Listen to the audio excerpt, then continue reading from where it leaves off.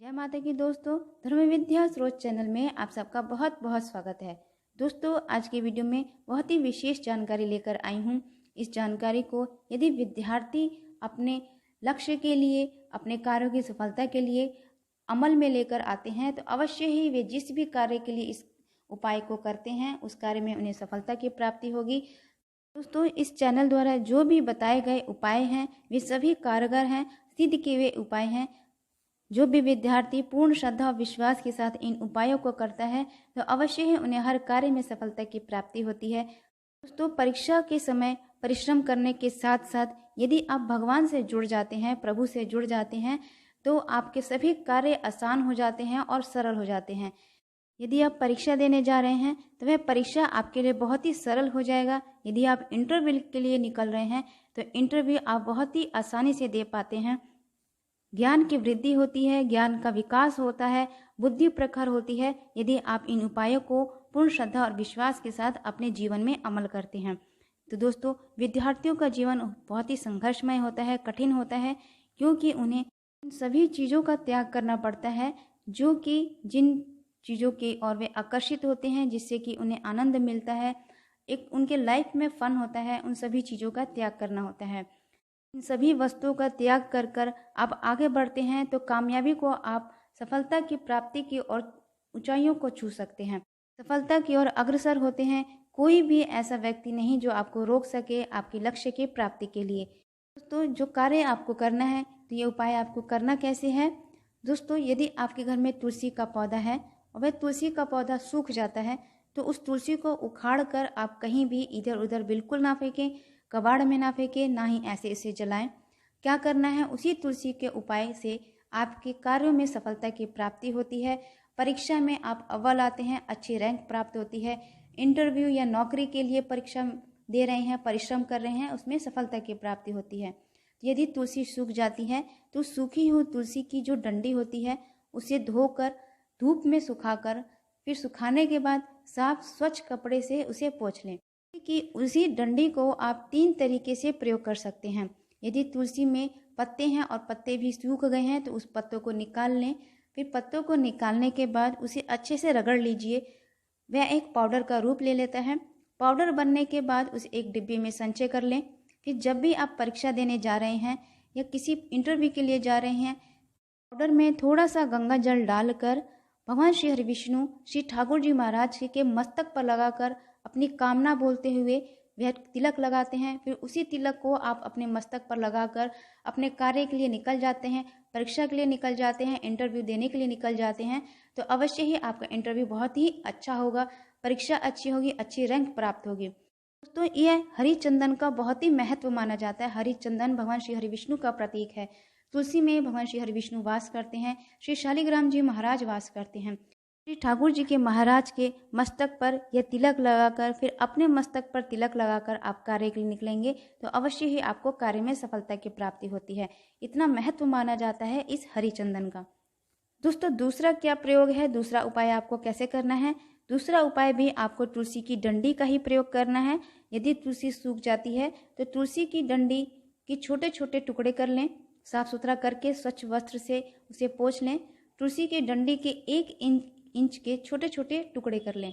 11 की संख्या में, 21 की संख्या में या फिर 108 की संख्या में उसके छोटे छोटे टुकड़े करने के बाद जिस प्रकार आप घर के मुख्य द्वार पर तोरण लगाते हैं, आम के पत्तों का बंदरवार बनाकर लटकाते हैं, उसी प्रकार उन डंडियों को एक कलावे में बांध लें। थोड़ी थोड़ी दूरी पर एक कलावे में बांधकर उसे माला का रूप दे दें। तुलसी की डंडी से बनी हुई माला भगवान श्री हरि विष्णु या ठाकुर जी महाराज को समर्पित कर दे अपनी कामना बोलते हुए तो अवश्य ही जो भी आपकी कामना है वे कामना पूर्ण होती है या उससे संबंधित शुभ समाचार की प्राप्ति होती है। वह कामना पूर्ण होने में भगवान श्री हरि विष्णु स्वयं आपकी मदद करते हैं। यदि आप उन तुलसी की डंडियों से बनी हुई माला अपने हाथों से बनाकर भगवान श्री विष्णु को समर्पित करते हैं अपनी कामना बोलकर, अवश्य ही आपको हर कार्य में सफलता की प्राप्ति होती है। तो दोस्तों, यह उपाय आप गुरुवार के दिन या एकादशी के दिन भी कर सकते हैं या फिर नित्य की पूजा में भी आप इस कार्य को कर सकते हैं। दोस्तों, तीसरा उपाय है, तीसरा प्रयोग है, यह प्रयोग भी तुलसी की डंडी से ही करना है आपको।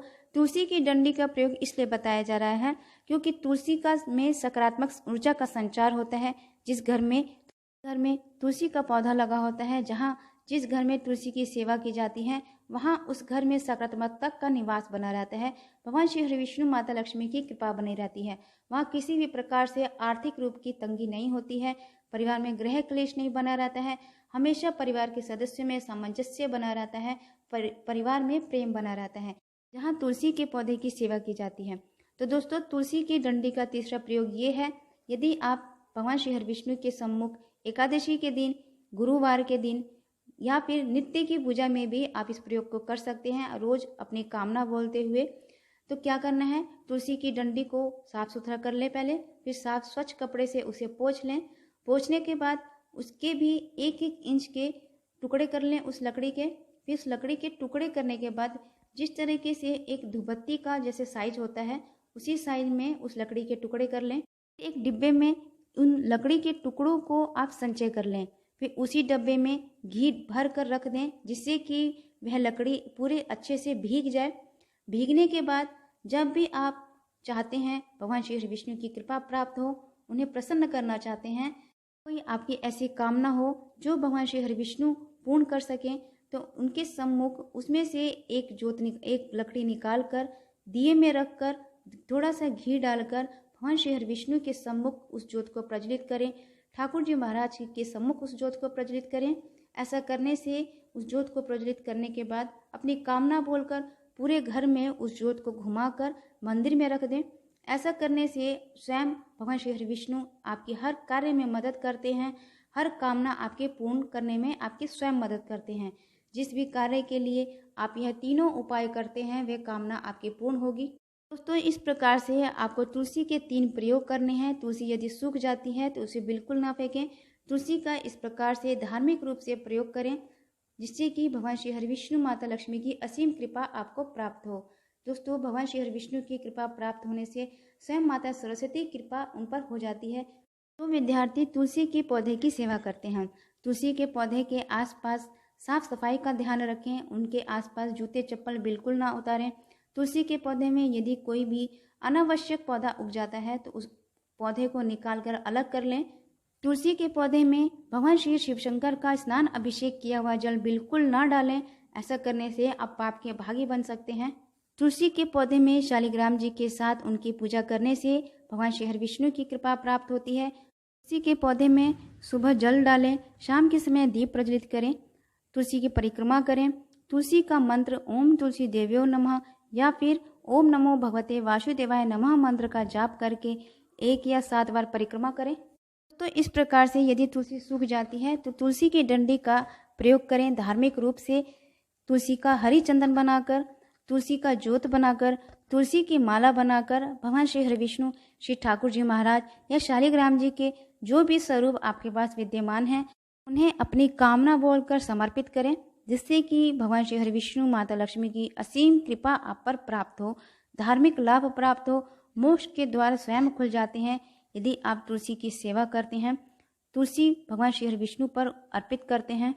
तो आशा करती हूँ आज का वीडियो आपको अच्छा लगा होगा। यदि जानकारी अच्छी लगे तो चैनल को सब्सक्राइब कीजिए, लाइक कीजिए, शेयर कीजिए, बेल आइकन को जरूर प्रेस कीजिए, जिससे कि वीडियो की जो भी नोटिफिकेशन है आपको मिलती रहे।